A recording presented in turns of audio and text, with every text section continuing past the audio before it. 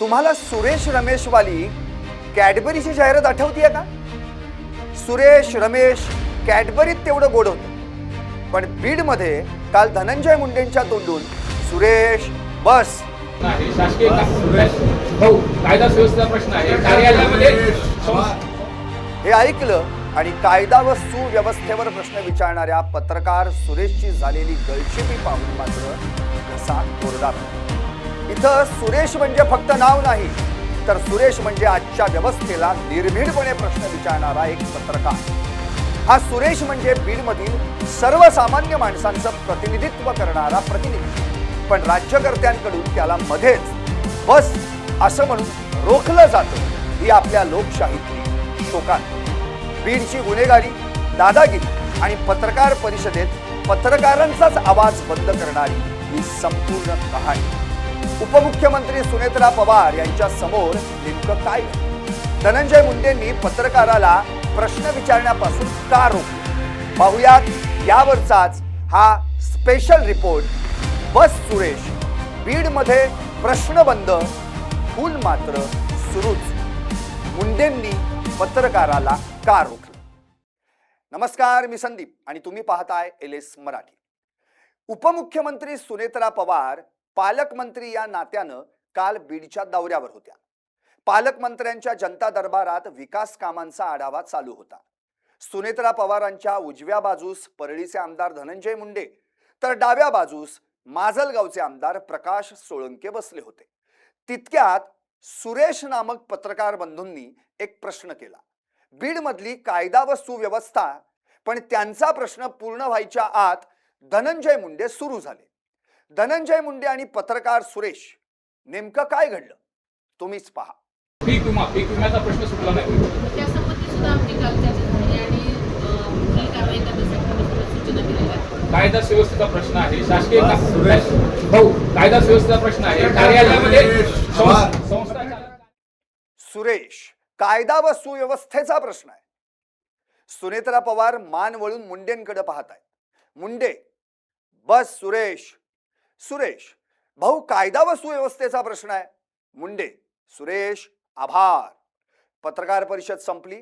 मुंडे आणि सुनेत्रा पवार उठल्या. नेमकं काय घडलं हे काहीच न कळालेले प्रकाश सोळंके आपल्या निर्विकार चेहऱ्यासह पत्रकार परिषदेत तसेच बसून. मुंडेंकडून पत्रकार सुरेश यांना हातवारे. जाताना मुंडे पत्रकार सुरेश यांच्याकडे पाहत माहिती घेतली. पत्रकार परिषदेत पत्रकारांचाच आवाज बंद करून पत्रकार परिषद संपली. आता हे बीडचे पत्रकार बंधू सुरेश आहेत तरी कोण? सुरेश हे फक्त एक नाव नाही, तर सुरेश म्हणजे आजचा बीडकर, ज्याला कुठं काही घडणार तर नाही ना या भयानं रोज जीव मुठीत घेऊन जगावं लागतं. सुरेश म्हणजे तो पत्रकार बंधू ज्याला प्रश्न विचारायचा आहे पण तो विचारू दिला जात नाही, ज्याचा आवाज मध्येच बंद केला जातो. सुरेश म्हणजे तुम्ही आम्ही बीडवासीय, ज्याला न्याय पाहिजे पण त्याचा आवाज दाबला जातो. बीडमध्ये मंत्री उठून निघून गेले की पत्रकार परिषद संपते. तिथं फक्त दबदबा बोलतो आणि सत्य मूग गिळून गप्प बसतं. बीडमधल्या गुन्हेगारीचे आकडे घसा फाडून फाडून ओरडतायत. बीडची गुन्हेगारी कधी संपणार? LS मराठीनं 2च दिवसांपूर्वी बीडमध्ये गेल्या 3 वर्षांपासून घडणाऱ्या गुन्हेगारीवर प्रकाश टाकणारी बातमी आकडेवारीसह प्रसारित केली होती. तुम्ही डाव्या कोपऱ्यात ती बातमी पाहू शकता. खुनाचा प्रयत्न, दुखापतीचे गुन्हे आणि हाणामाऱ्या. दुखापतीचे गुन्हे 2026 मध्ये 284, 2025 मध्ये 269, म्हणजेच गतवर्षीपेक्षा 15 वाढ. हाणामाऱ्या 2026 मध्ये 298, 2025 मध्ये 241, गतवर्षीपेक्षा 57 वाढ. खुनाचा प्रयत्न 2026 मध्ये 87, 2025 मध्ये 96, गतवर्षीच्या तुलनेत 9 ने घट. आता ही आकडेवारी पाहिल्यानंतर तुम्हीच सांगा, पत्रकारांनी बीडमधील कायदा व सुव्यवस्थेबाबत प्रश्न विचारायचेच नाहीत का?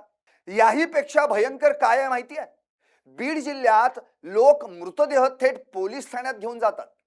विलास घुले केज, ज्ञानेश्वर वाकडे अंबाजोगाई यांचे मृतदेह त्यांच्या नातेवाईकांकडून चक्क पोलीस ठाण्यात नेऊन ठेवण्यात आले. का? कारण विश्वास उडाला. FIR होत नाही आणि झालीच तर पुढे तपास होत नाही. 2023 आणि 2024 ही 2 वर्षे तर अशी होती की या 2 वर्षात झालेल्या खुनांनी साऱ्या बीडला हादरवून सोडलं. पहिलं नाव महादेव मुंडे, 23 ऑक्टोबर 2023 रोजी हत्या. आज 3 वर्षे झाली. ज्ञानेश्वरी मुंडे एसपी ऑफिसचे उंबरटे झिजवतायत. SIT झाली, विधिमंडळात आवाज उठला गेला, पण खुनी कोण? उत्तर नाही, फक्त तपास सुरू. दुसरं नाव मस्साजोगचे सरपंच संतोष देशमुख, 9 डिसेंबर 2024. मुख्य आरोपी कोण? तर तत्कालीन मंत्री धनंजय मुंडेंचा निकटवर्तीय वाल्मिक कराड. मकोका लागला, आरोप निश्चित झाले, पण 1.25 वर्ष होऊनही कोर्टाकडून फक्त तारीख पे तारीख. याच प्रकरणातील आरोपी कृष्णा आंधळे तर आजही फरार, आणि याच प्रकरणामुळे मुंडेंना द्यावा लागला होता राजीनामा. तरीही आज बीडमध्ये काय ऐकायला मिळतं? तर बस सुरेश. येत्या 7 ऑगस्टला राज्याचे पोलीस महासंचालक सदानंद दाते बीड दौऱ्यावर आहेत.